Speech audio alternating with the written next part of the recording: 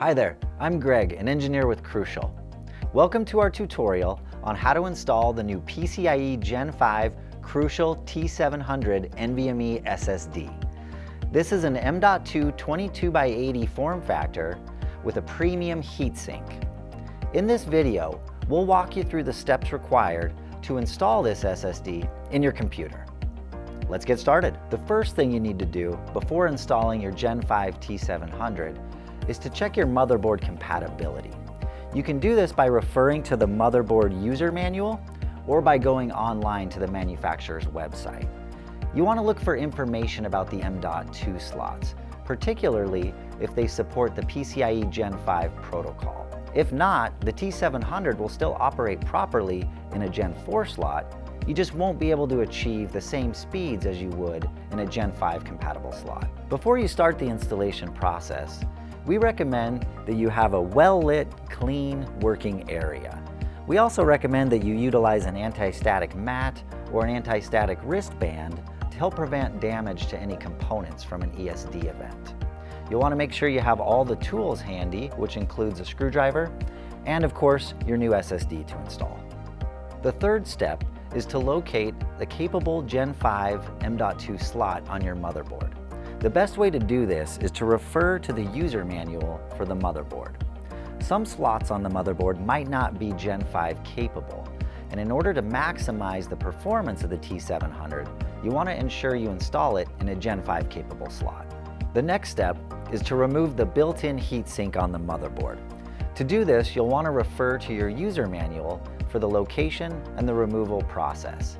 Typically, these are seated down with a couple of screws that you simply remove with a Phillips screwdriver. It's also common for these heat sinks to cover multiple M.2 slots. In this particular case, there's only a single M.2 slot. Now, for the T700 with heatsink, it's important that we remove the entire thermal pad at the base of the slot, not just the plastic film, but the entire thermal pad. And this is so that we don't create any undesirable pressure on the SSD, and it'll help it seat into the slot better.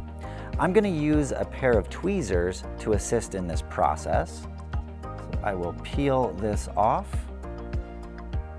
and there we have it. The next step is to install and secure the T700 SSD. You'll want to insert the SSD at about a 30-degree angle into the slot and make sure that the notch in the connector aligns with the notch in the slot. We'll push the SSD down, and then you can secure the SSD in one of two ways.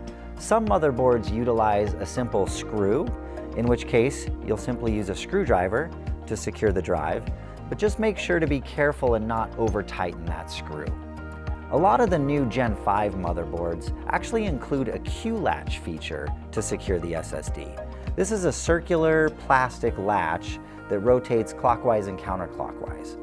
You'll want to turn that latch just enough such that the SSD sits flat, and then you'll rotate it clockwise and over the back of the drive to secure it in place.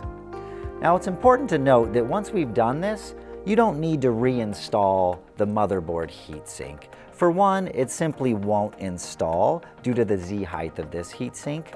But more importantly, the built-in premium heatsink on the T700 provides adequate cooling, and you won't need the built-in motherboard heatsink. And there you have it. That's how you install the new Crucial T700 in your computer. Remember to always reference your motherboard user manual, and if you need additional information on formatting your drive, cloning your data, or setting up a boot drive, visit our library of tutorials. Thanks for watching.